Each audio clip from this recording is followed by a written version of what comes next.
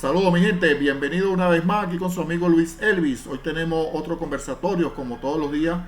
Ayer tuvimos uno muy importante con el amigo Manuel Sánchez sobre economía en Venezuela. Ese lo tenemos en YouTube, en el canal Luis Elvis Oficial. Son las 8 y 10 de la noche, ¿sí? Del día hoy 13, martes 13 de en Venezuela el martes 13 no es pavoso, es muy bueno más bien. El 13 de agosto de 2024. Hoy tenemos nuestro invitado, aquí tenemos la presentación, la ciberguerra, la lucha del futuro hecha presente, con nuestro invitado especial, Eduardo Rivero. Vamos entonces a hacer la presentación de nuestro amigo Eduardo. Eduardo lo tenemos en línea vía Telegram. Estamos aquí grabando también para luego subirlo a YouTube. Buenas noches, Eduardo. ¿Cómo estás, hermano, amigo mío? Hermanazo, buenas noches, Luis, gracias por la invitación. Bueno, sí, la guerra del futuro hecha presente, la ciberguerra, porque pareciera que es un tema que todavía no ha llegado, pero sí llegó para quedarse, y es lo que vamos a hablar hoy, tratar de aclarar de la mejor manera, la manera más pedagógica, la manera más contundente, qué es la ciberguerra, el ciberespacio y la ciberseguridad y todas sus aristas para que el pueblo se forme, se eduque y sigamos creciendo en este desarrollo nacional. Bueno, muy bien, Eduardo, Este, como hacía el amigo Manuel nos apoyaba ahí pidiendo tu presentación, preséntate a nuestro sí, público, de quién es Eduardo Rivero, tus especialidades y bueno, para entrar entonces en materia.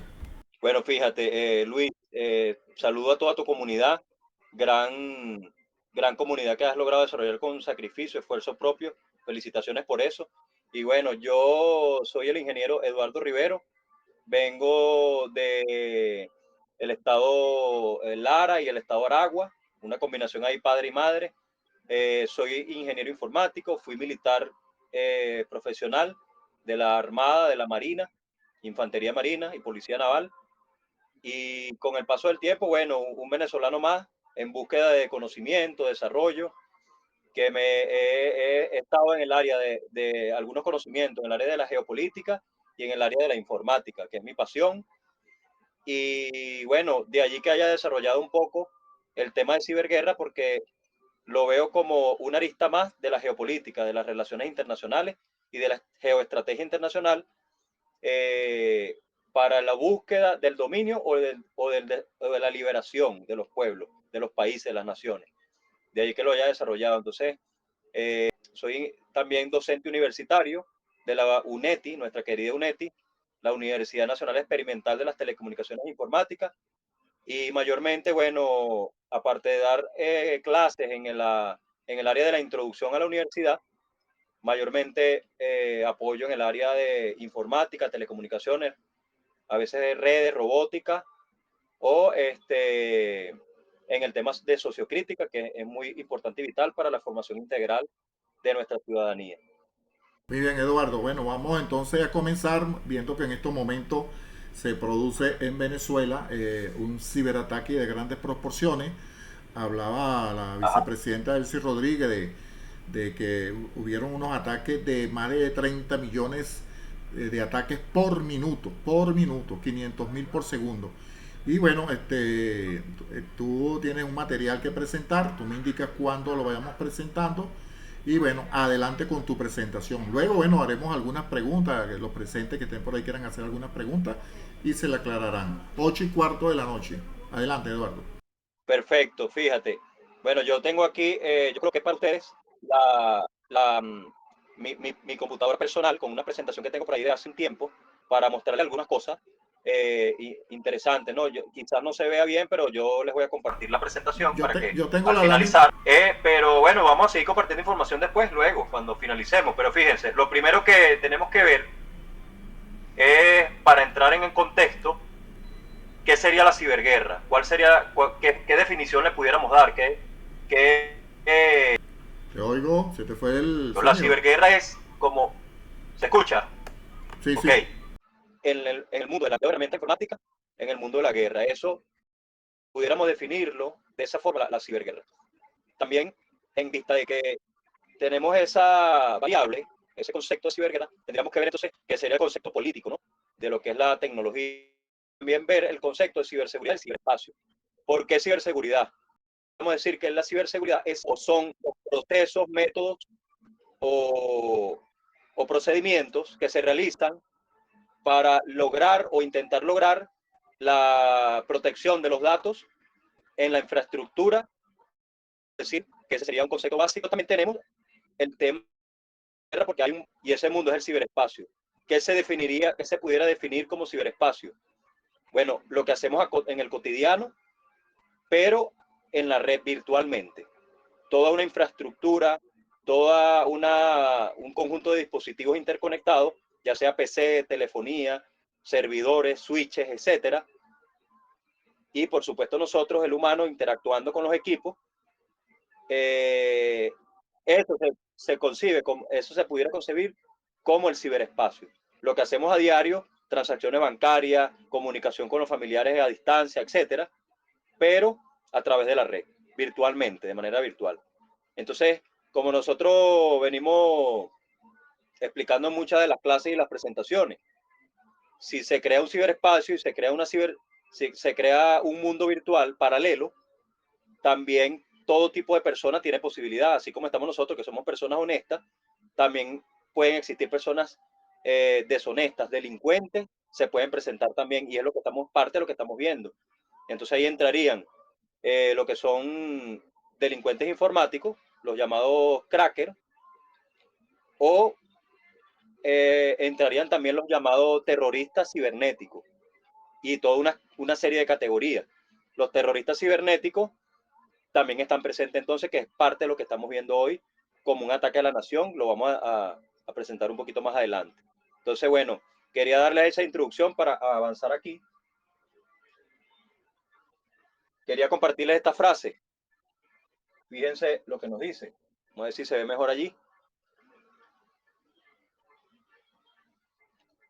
Una frase, siempre me gusta compartir frases.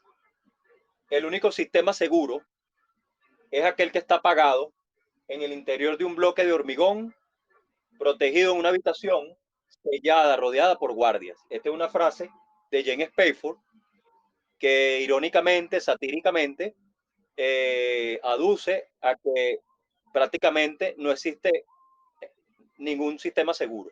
¿Por qué? Porque el sistema, básicamente, o por lógica, lo creamos los humanos y los humanos somos imperfectos. Y por más que creamos que hay una perfección en el sistema, siempre hay una brecha.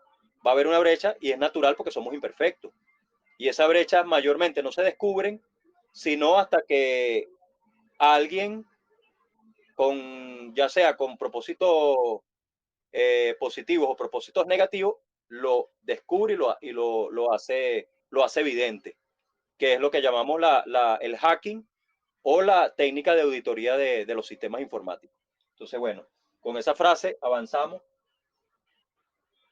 Aquí tenemos uno de los portales más cotizados, más buscados por el mundo de la seguridad informática, de la ciberseguridad, de la empresa Norse.com, pero ya sabemos que existen muchas otras. Existe la empresa Fortinet, existe la empresa Kaspersky, que es la número 1 del mundo, la empresa rusa, la Fortinet y entre muchas otras empresas, pero también tenemos la empresa Norse, que nos muestra, si usted se coloca en el internet, en el explorador, y coloca norse.com, puede tener acceso a un cibermapa como este, en tiempo real.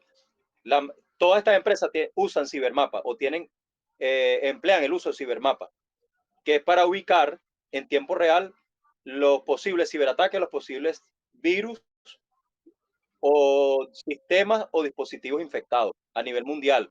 Claro, no muestran todo 100% porque colapsaría el sistema, es muy potente. Simplemente muestran entre un 5 a 10% como muestra, pero es suficiente para ver la mayoría de los ataques. Algunos cibermapas que muestran un poquito más, dependiendo de la empresa, dependiendo de la política de la empresa, dependiendo de las capacidades.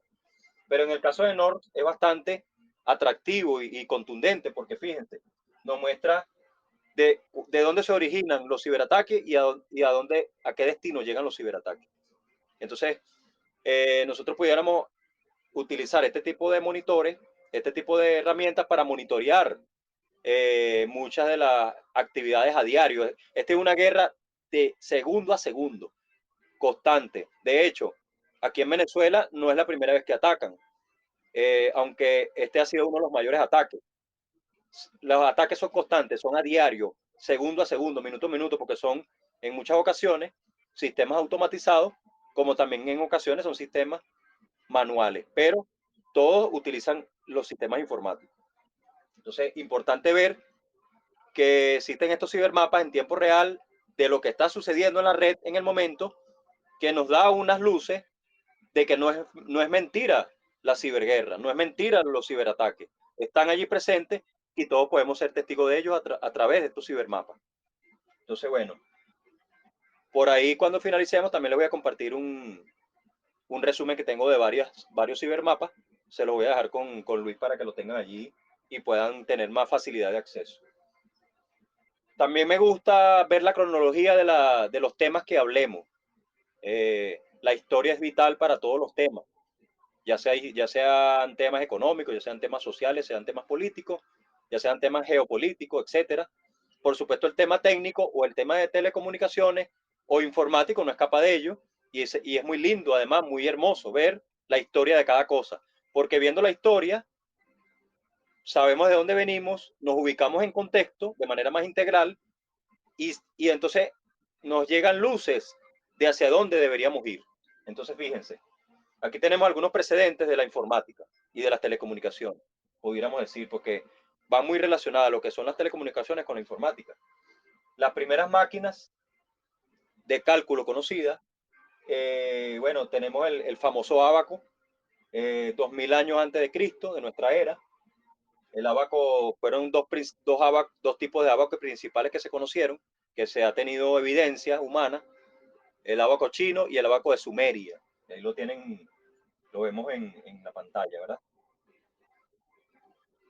El proceso al inicio de los siglos fue muy lento porque la tecnología era muy lenta. Entonces, bueno, vimos que estaba el ábaco y después pasaron miles de años hasta llegar a la máquina de Pascal, la máquina de Leibniz y la máquina de Babbage, que básicamente hacían lo mismo, cálculos aritméticos, pero de manera más rápida. Pues, o sea, fuimos cambiando el método, fuimos mejorando la tecnología, mecanizando y haciendo los mismos cálculos, pero de manera más rápida. Ahí les dejo un poco de esto. Y también eso de manera física, pero de manera no física, bueno, el pensamiento humano grandioso, la filosofía, la matemática, etcétera.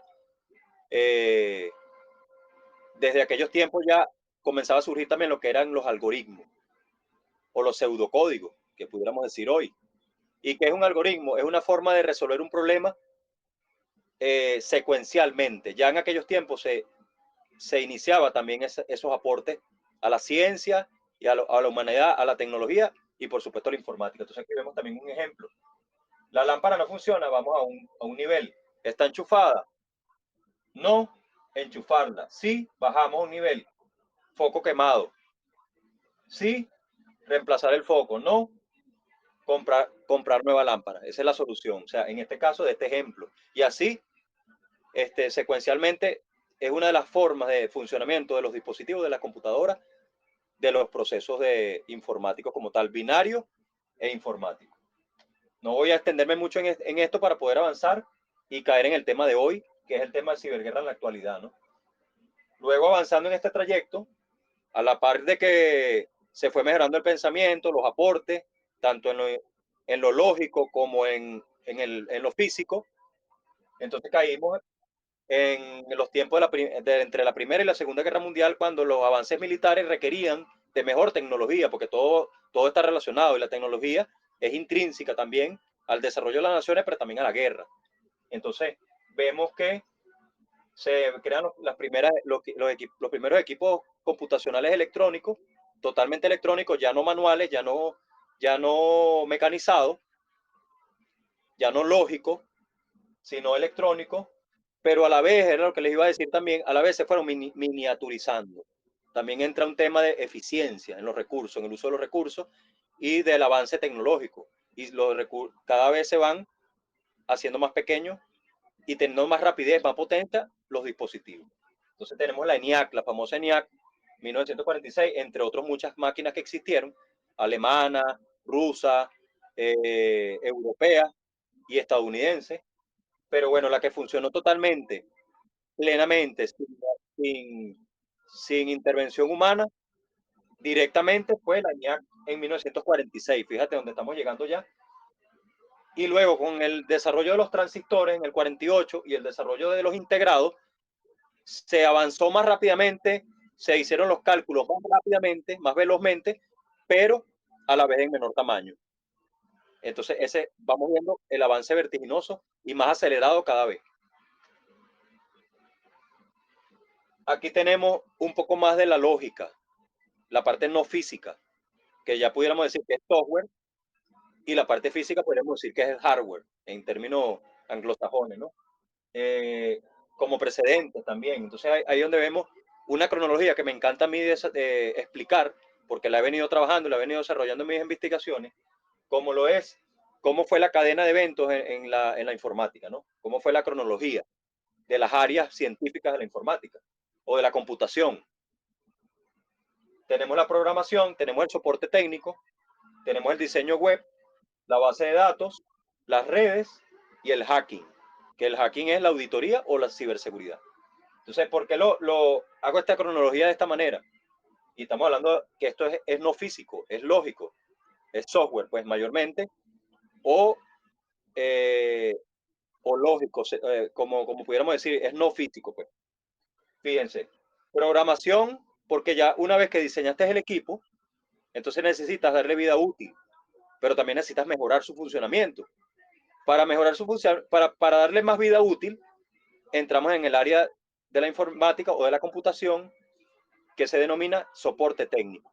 Y es la primera gran rama que surge de la computación, el soporte técnico para intentar extender la vida útil de los equipos, de los dispositivos. Pero también se busca la mejoría del funcionamiento y del procesamiento de esos dispositivos. Entonces ahí entra el área de la programación o la informática ya como tal. La informática en verdad quiere decir la ciencia que busca el desarrollo del software. Más o menos eso quiere decir la informática, procesamiento de la información, procesamiento de los datos y su mejor empleo en el mecanismo o el procesamiento de los dispositivos. Entonces, una cosa nos va llevando a la otra en este grandioso mundo, ¿no? Después viene lo que es el tema de la interconexión. Ya que tienes el equipo, logras darle vida útil, logras desarrollarlo, que tenga mejores capacidades, desarrollar aplicaciones, sistemas, surge la posibilidad de interconexión entre estos dispositivos a una distancia, ¿no? Primero de manera local, intranet, surge la intranet, pero después cuando esa red local se conecta con una red exterior, entonces surge lo que hoy conocemos como el Internet. Y si lo buscamos en su concesión de español, vamos a ver claramente que nos dice que es red de redes. O sea, muchas redes locales conectadas en una gran red. Eso es lo que significa Internet, red de redes. Y que nos ha hecho grandioso la vida porque, bueno, hemos logrado grandiosas cosas como las telecomunicaciones en todo el mundo y otras cosas más grandiosas, pero que también nos trae dificultades, porque fíjense, seguimos avanzando. Bueno, se crean también la base de datos, que es parte de la programación para mejorar los sistemas. Pero entonces, como todo el mundo tiene posibilidad de estar ahí en ese mundo que se va conformando como el ciberespacio, eh, entonces también la delincuencia y el terrorismo y otras formas negativas de vivir o de búsqueda del mal también tienen posibilidades. Entonces, donde tiene que surgir una nueva área de esta ciencia, que en este caso la denominamos en primera instancia, en los años 70, los años 80, seguridad informática, pero ahora, con las nuevas modalidades, los nuevos modos, su término más aceptado o más generalizado es el de ciberseguridad, que no es otra cosa que seguridad de los sistemas de información y lo que les expliqué ya, pues, los procedimientos, métodos o procesos para proteger la información y los datos en la infraestructura que se mueve por la red. Entonces, bueno, este es otro de los precedentes de la informática, las telecomunicaciones y otro concepto que va surgiendo, la seguridad de la información. porque la seguridad de información es similar a la seguridad informática o a la ciberseguridad, pero tiene un rango más amplio. Entra la parte técnica, pero también entra la parte humana y la parte en general de las organizaciones, las instituciones y los sistemas. Porque la información es poder y entonces la información también tiene que ser resguardada. Y ahí entra lo que es seguridad de la información y ciberseguridad, van estrechamente de la mano. ¿Por qué van estrechamente de la mano? Bueno, porque la mayoría de sistemas humanos se van automatizando y requieren también a su vez del apoyo al resguardar la información y viceversa. Aquí tenemos un poquito más de lo que es el Internet. Ya les expliqué algo. Las primeras redes fueron militares, de uso militar netamente. El ARPA, la red ARPA, en 1960. A su vez se fue mejorando luego con protocolo IP en los años 70, protocolo control TCP, que hoy por ahí lo hemos medio escuchado, porque siempre se ha buscado la mejoría de los sistemas, tanto en su funcionamiento como en la búsqueda de la seguridad, para evitar que personas malignas puedan afectar los sistemas. Entonces es una lucha constante que nunca va a acabar y ha existido toda la vida y va a seguir existiendo.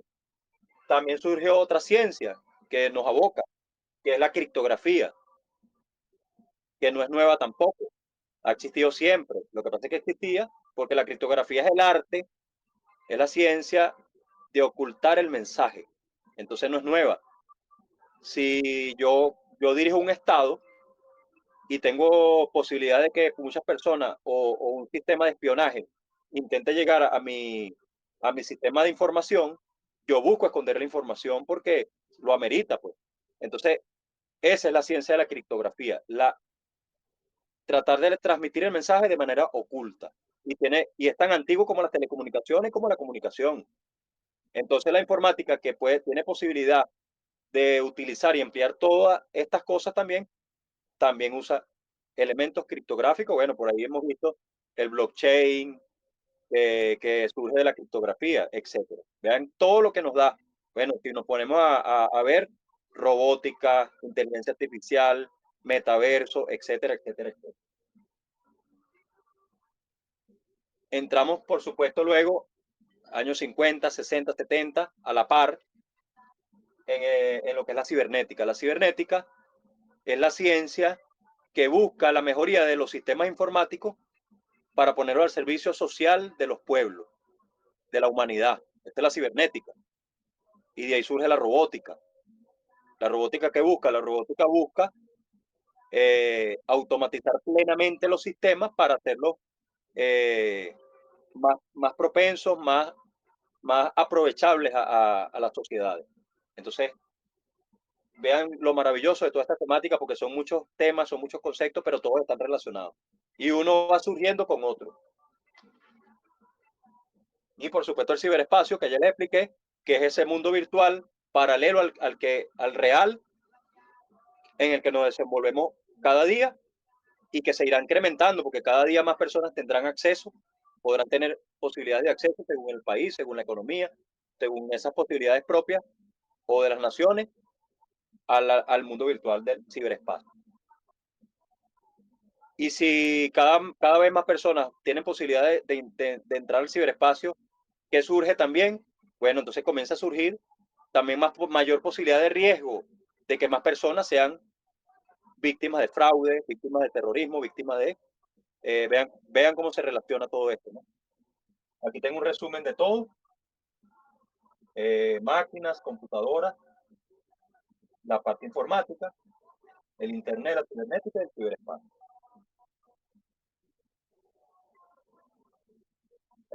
Entrando ya de lleno en el tema guerra, para ir también al tema ciberguerra, bueno, no es ajeno a nosotros a que el mundo ha tenido miles de guerras desde el principio de la historia y eso no va a cambiar. Y bueno, somos más los que buscamos la paz y ese debe ser nuestro norte, siempre ir en búsqueda de la paz, pero también hay un refrán sabio que dice, si quieres la paz, prepárate para la guerra.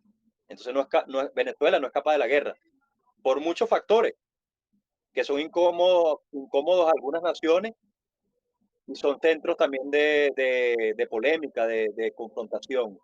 como lo son los recursos energéticos, los recursos petroleros, que todos los países los necesitan, y otras riquezas minerales como las tierras raras, muchas otras riquezas, el coltán, el thorium, etcétera, que también es muy codiciado a nivel mundial, y entonces ahí donde entra Venezuela como un objetivo estratégico de otras naciones, y por lo tanto nosotros también tenemos que desarrollar nuestra soberanía, nuestra independencia y nuestras fuerzas militares para estar preparados y poder mantener la paz, resguardar la paz, preparándonos para la guerra. Entonces, por tanto, tenemos que ver el tema guerra y vamos a entrar de lleno.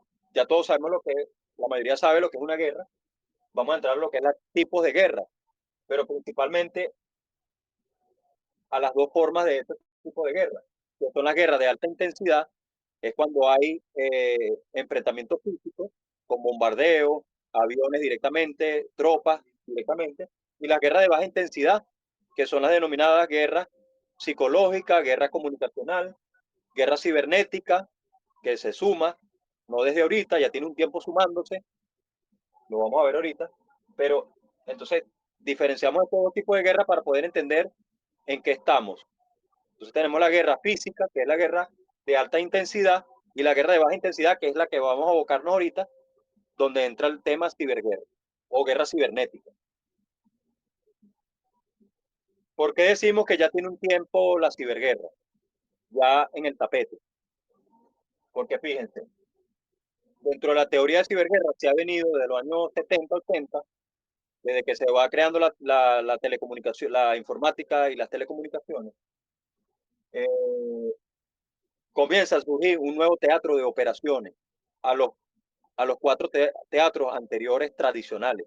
Los cuatro teatros tradicionales son, o siempre han sido, tierra, infantería, mar, armada, los mares, la marina, aire, el espacio, los aviones, la aviación y el espacio, los satélites.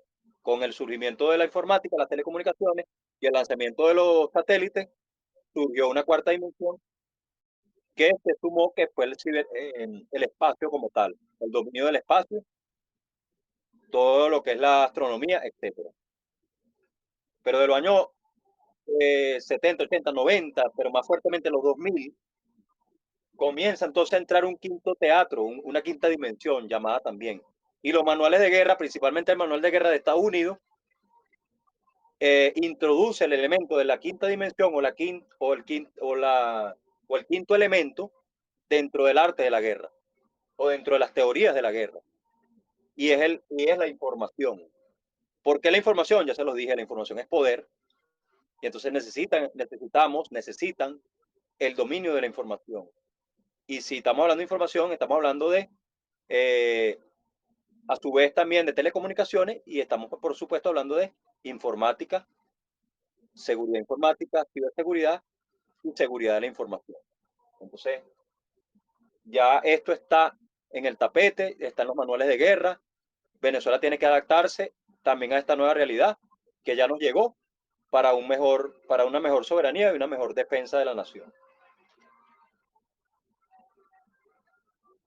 Hay gente que todavía duda que existe la ciberguerra o que existen los ciberataques. Bueno, yo les presento aquí en esta pantalla el equipo de ciberseguridad, de ciberdefensa, que por supuesto también ataca, del ejército, del ejército de Estados Unidos. En esta foto de la izquierda, ahí tienen el equipo de técnicos informáticos, especialistas, y aquí en este nivel de abajo tenemos el equipo de la aviación del ejército de Estados Unidos, de la Fuerza Armada de Estados Unidos, de ciberseguridad y ciberdefensa. Entonces, ¿qué es un ejército cibernético? Que ya existen y ya varios países lo tienen y nosotros también debemos desarrollarlo. Tenemos unos inicios, pero no es suficiente, tenemos que ir más allá. Es un grupo de expertos en técnicas de informática con capacidad de defender y atacar objetivos tecnológicos. Esta es la definición más básica de un ejército cibernético. Voy a acelerar un poco para ir terminando, para que podamos interactuar. Aquí voy a dejar aquí hay algunos elementos de los ataques cibernéticos a Venezuela, antiguos, desde PDVSA, cuando se robó el sistema, el cerebro informático de PDVSA a la página, a la empresa Intesa, y a través desde el exterior se controlaron los sistemas y se cerraron las válvulas de producción de petróleo y se llevó la producción a cero. Eso fue una guerra cibernética porque se hizo a través de la informática, aparte de, de las acciones políticas, etcétera, ¿no? Acciones militares políticas. Entonces aquí vemos algunos de los elementos que se los voy a dejar en las láminas con Luis para que puedan verlo más al detalle. Ciberguerra en Venezuela, algunos datos. Por ejemplo, 1.400.000 ataques en malware en 2011, 127 ataques a portales de las instituciones del Estado en 2014, etc. Aquí no está incluido el ciberataque al Guri, que lo hubo, porque fuimos testigos de ello en su momento, y otros tipos de ciberataques que han ocurrido, mayormente al Banco de Venezuela, se ataca todos los días, al Banco Central de Venezuela, los distintos portales del Estado, la empresa Movistar, la empresa Movilnet, la empresa Digitel reciben muchos ataques a diario, y eso lo pudimos ver en equipos de ciberseguridad que tiene el Estado. Pues. Hemos sido testigos de eso y bueno, es una información relevante que hay que llevar y difundir cada vez para que este tema se consolide y llegue como tiene que llegar a la conciencia nacional. Tenemos los sistemas SCADA, que son vulnerables a los ataques de día cero. Cero Day, hay un documental que también les voy a dejar el enlace por allí, documental extraordinario, del comienzo oficial de la ciberguerra, que fue con la creación del virus Stuxnet por parte de los servicios estadounidenses, militares estadounidenses, contra Irán. Las centrales nucleares de Irán iban a generar una catástrofe a nivel de las centrales nucleares. Estaban dañando internamente los sistemas nucleares iraníes. Eso fue en el 2012, con el virus Stuxnet, un virus sigiloso que entró en los sistemas y empezó a perturbar y nadie se había dado cuenta y por poco hubo una catástrofe, pero gracias a Dios lo detectaron a tiempo todavía y lograron neutralizarlo, pero fue casi una catástrofe. Esa fue oficialmente la primera ciberguerra en el mundo. Y ya se han presentado muchas otras ciberguerras en los países balcánicos, las guerras con los antiguos territorios soviéticos, Ucrania, Georgia, han habido ciberguerras bestiales. Un ejemplo que quisimos citar, por si acaso no creen, para que los que todavía dudan, en el 2022 hubo un ciberataque a los gasoductos y los oleoductos estadounidenses. Y Estados Unidos se quedó sin gasolina totalmente durante más de 2 meses, 2 o más meses. Y eso fue un colapso en Estados Unidos. Pero los noticieros, como no es una información que les interese expandir, mantuvieron silenciada la noticia, ¿no? Pero hubo escasez de gasolina, hubo grandes colas debido a un secuestro de un grupo de hackers a los sistemas de oleoductos y gasoductos en Estados Unidos a través de un ransomware, que es un tipo de virus que secuestra los sistemas o secuestra la información o los archivos informáticos. Entonces, entonces ellos están pidiendo un rescate para solucionar y liberar los sistemas y al final lograron el rescate. Fue la única manera. El gobierno de Estados Unidos no tuvo manera de liberar los sistemas. Tuvo que pagar el rescate. Eso que se edifican como los paladines de la tecnología, de la potencia mundial, etcétera, etcétera, bueno, no pudieron resolver un ransomware, un secuestro de todos los gasoductos y los oleoductos, que también esa noticia se la vamos a dejar por ahí para que la puedan profundizar un poquito más. Entonces, los sistemas SCADA son sistemas industriales que están casi en toda la industria mundial, incluido en el Guri, que recibió el ciberataque, incluido en Irán cuando recibió el ciberataque, porque son extraordinarios sistemas industriales informáticos, pero que también tienen vulnerabilidades, como ya dijimos, porque todo es vulnerable, porque es creado por el humano. Mayormente se ataca en estos sistemas a los los llamados PLC, controladores programables lógicos. Ahí se lo dejo también para que lo indaguen un poquito más. Aquí tenemos un poquito más de cómo con la pantalla del SCADA. Aquí tenemos cómo va el crecimiento los tipos de ataque de día cero, porque son muy rentables para la delincuencia y el terrorismo. Ve cómo hay incremento. Esto fue hasta 2014, pero iba en incremento. Vulnerabilidad día cero.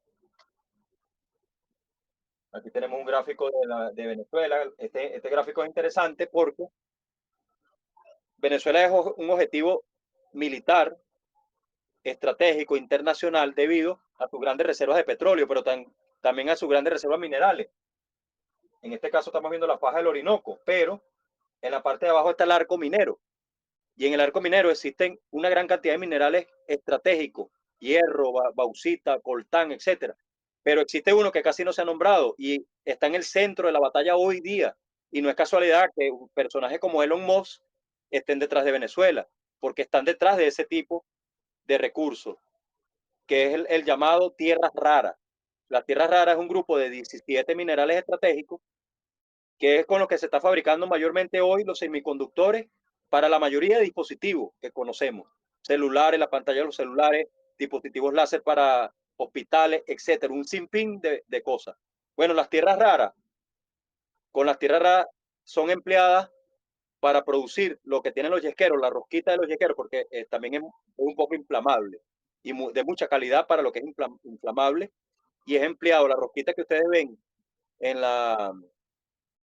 en los yesqueros, está hecha de tierras raras. Entonces, imagínense ustedes lo que estamos hablando.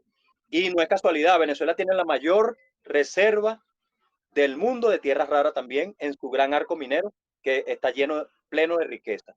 Entonces, Elon Musk, que ha desarrollado la industria de espacial, también está interesado en desarrollar la industria de los móviles, de las telecomunicaciones, y requieren, por tanto, todo esto, esa cantidad de minerales.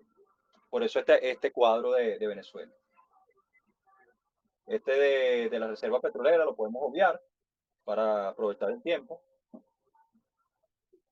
Esta es una propuesta que hemos venido llevando de crear un comando estratégico operacional cibernético de la Fuerza Armada Nacional, entre muchas otras cosas que hay que crear, porque no es suficiente, no va a ser suficiente nunca una sola cosa, se tiene que crear un sistema de cosas, un ecosistema de defensa para la seguridad de información nacional, que donde entra el sector público y tiene que entrar el sector privado obligatoriamente. Todos tenemos que colaborar en ese ecosistema. Fíjense esta reflexión para ir finalizando. ¿Cuál es la influencia de las telecomunicaciones? El desarrollo de las telecomunicaciones ha tenido lugar casi en exclusiva durante la edad contemporánea y su influencia se ha dejado notar en el desarrollo de múltiples dimensiones de la actividad humana. 2 puntos: la sociedad, la economía, la política, la paz, la guerra y en definitiva la historia. Y por eso que le digo que es muy bonito el tema, porque es un tema que pudiéramos decir integral, de historia universal, pues, prácticamente. La consolidación de las telecomunicaciones como una infraestructura básica las ha convertido en un factor histórico en sí mismas. De aquí en adelante, la posición de una nación en el mundo será condicionada por 3 factores. El petróleo, energía, que sirve para todo, hasta para petroquímica, más de 400.000 productos. Los transportes o el transporte, traslado de mercancía en diferentes distancias, nacionales e internacionales.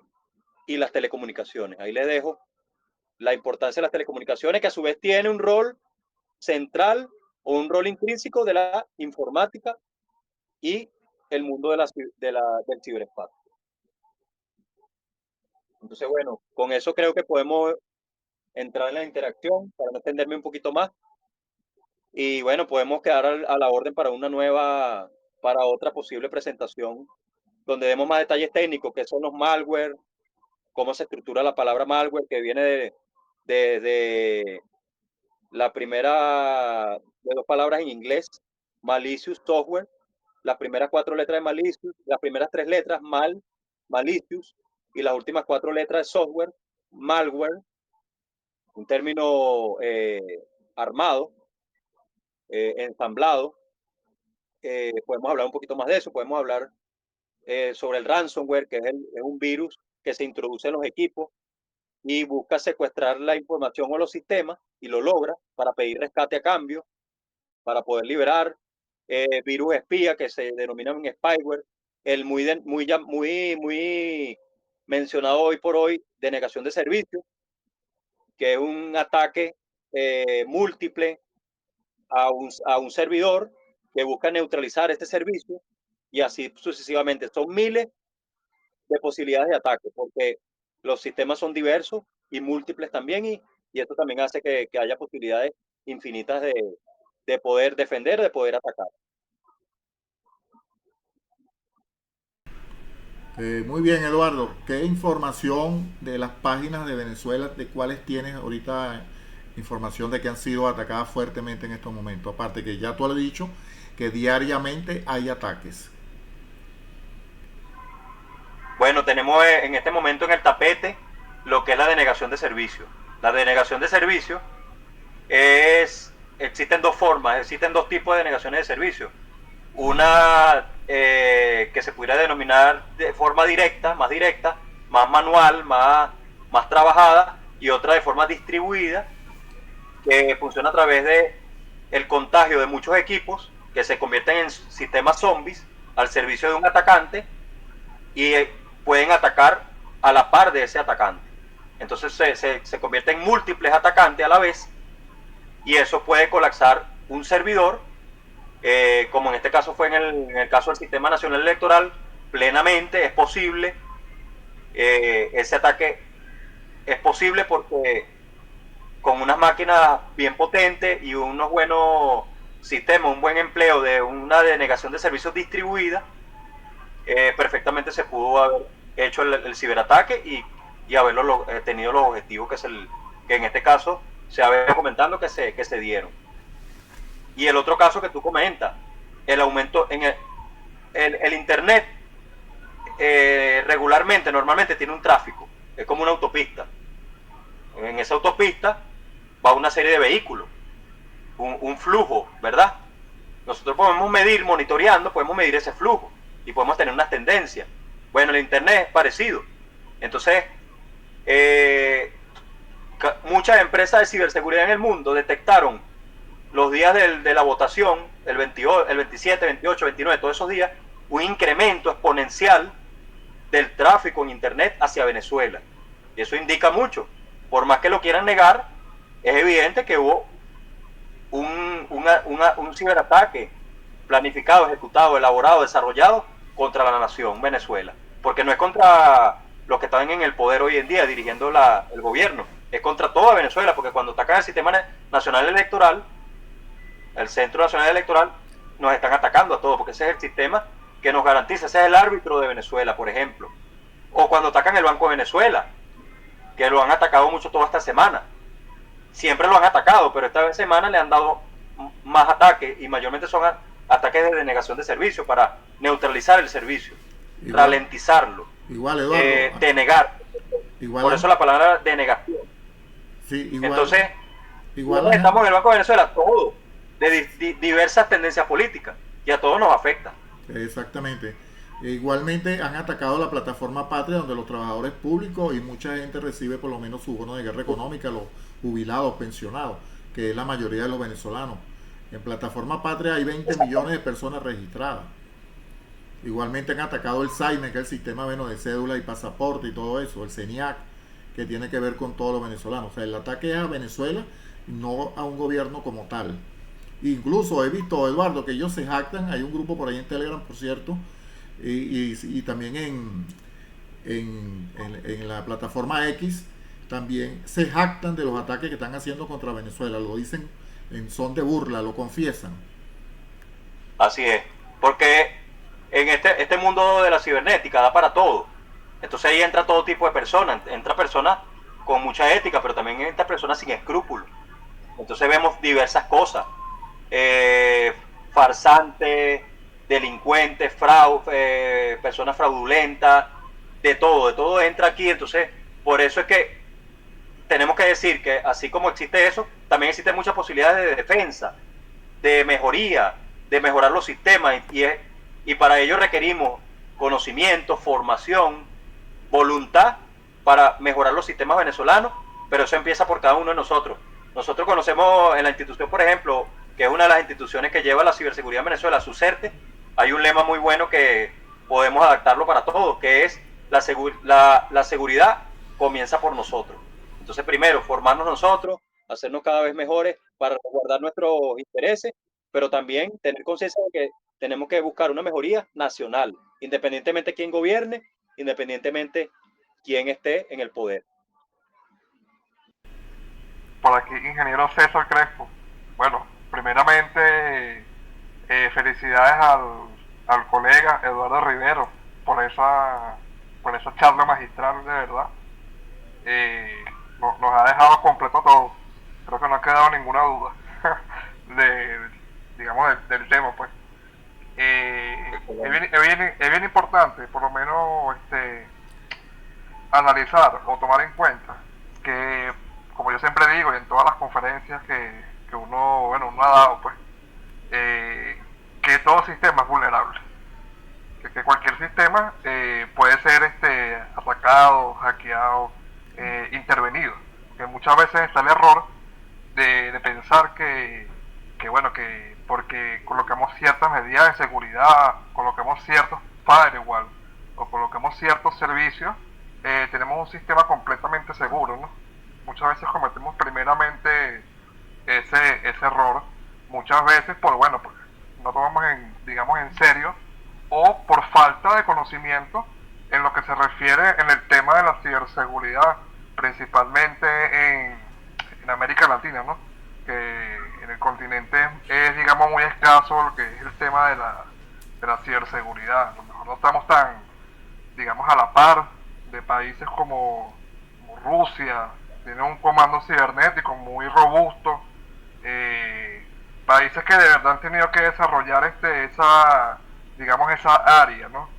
Ahora bien, fíjese, yo le preguntaría a mi colega, eh, cómo pudiésemos, ¿verdad?, mitigar lo más posible ese tipo digamos, de ataques, conociendo o sabiendo que son factores, digamos, las corporaciones mundiales o las transnacionales mundiales quienes contratan a este grupo de personas para cometer el acto delictivo.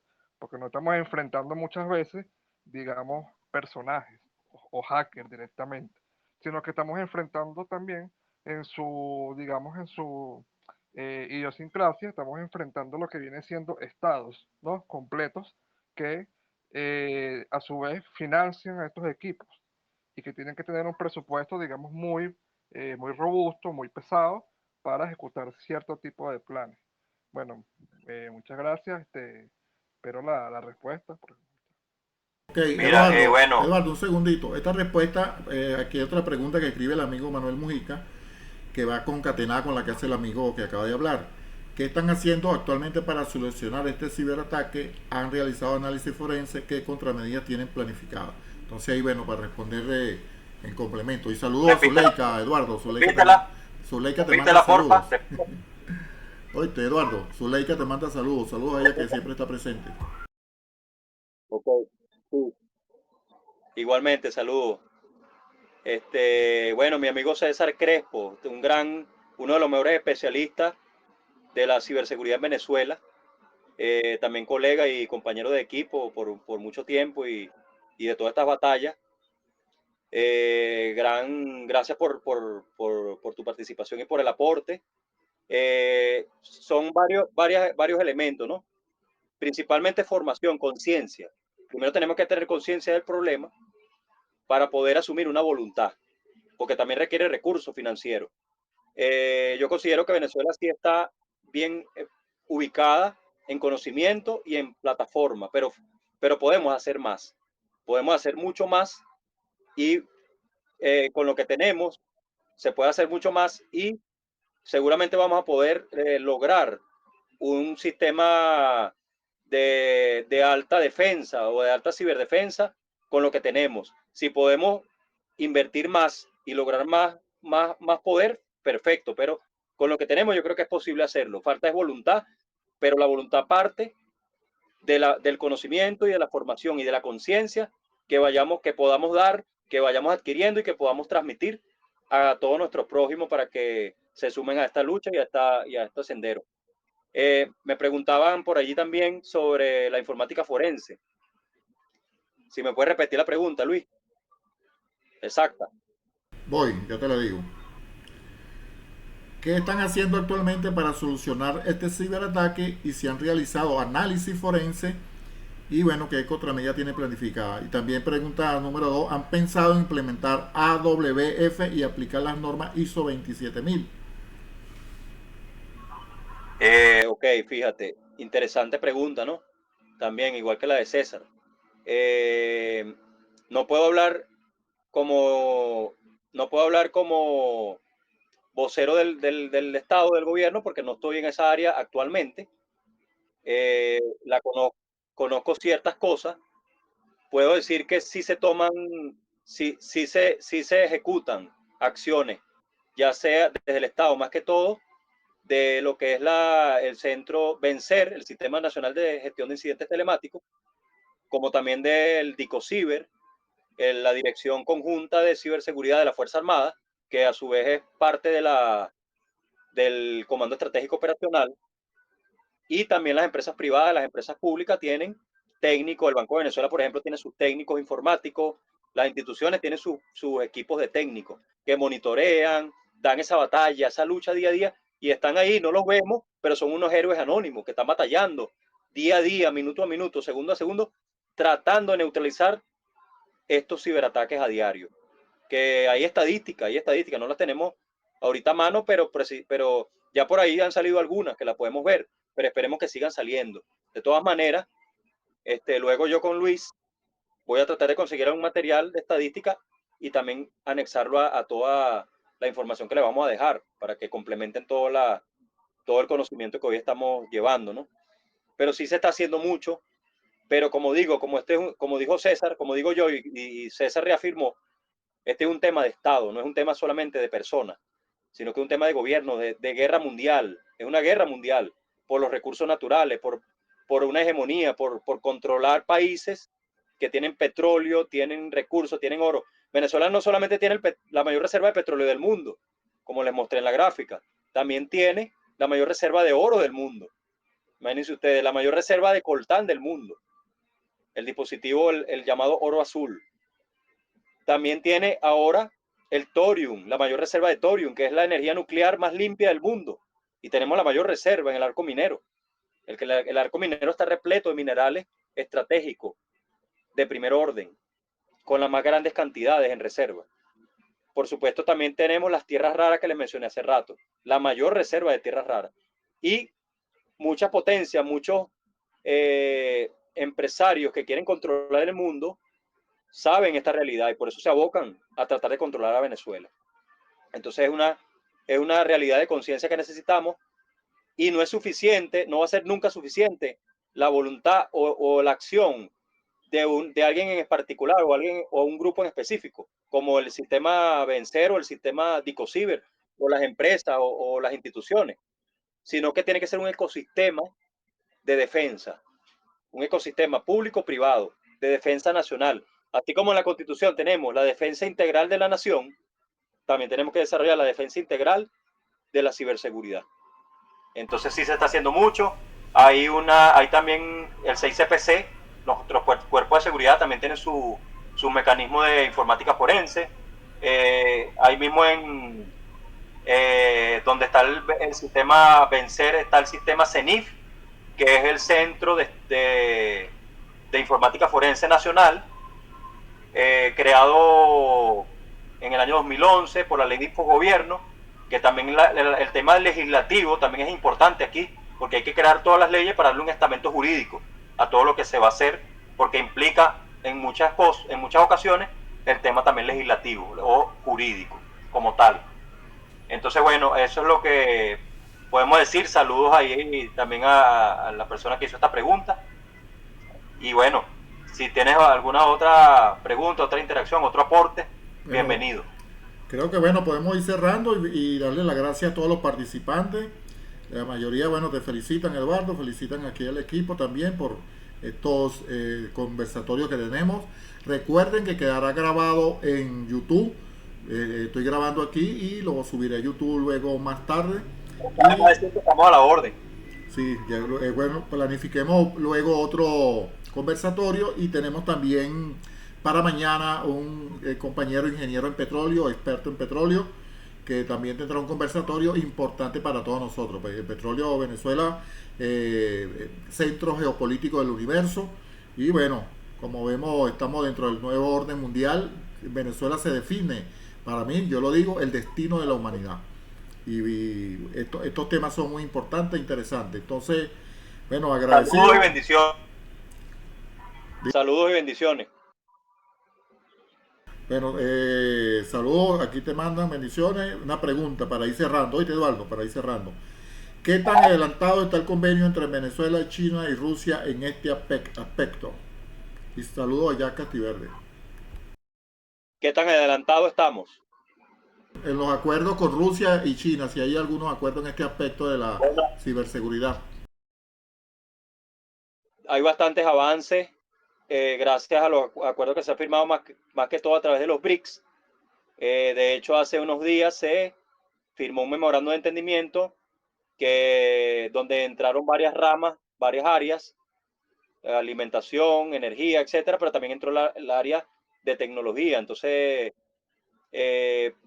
principalmente se está formando personal, muchachos de nuestras universidades, de PDVSA, otras universidades. También tenemos convenios con la UNETI, convenios con la Fuerza Armada, en lo que es los juegos militares. También hay secciones de ciberdefensa. Recordemos que Rusia, por su parte, tanto Rusia como China, pero más que todo Rusia, tiene la mayor empresa de ciberseguridad, que es la conocida como Kaspersky. Es la empresa más sólida, la empresa número 1 en ciberseguridad mundial. Entonces, bueno, estamos adquiriendo a través de convenios de formación que no son suficientes, como dije, hay que hacer mucho más para poder llevar esto masificado. Hay que crear la carrera de ciberseguridad, de ingeniería de ciberseguridad y la carrera de ciberdefensa.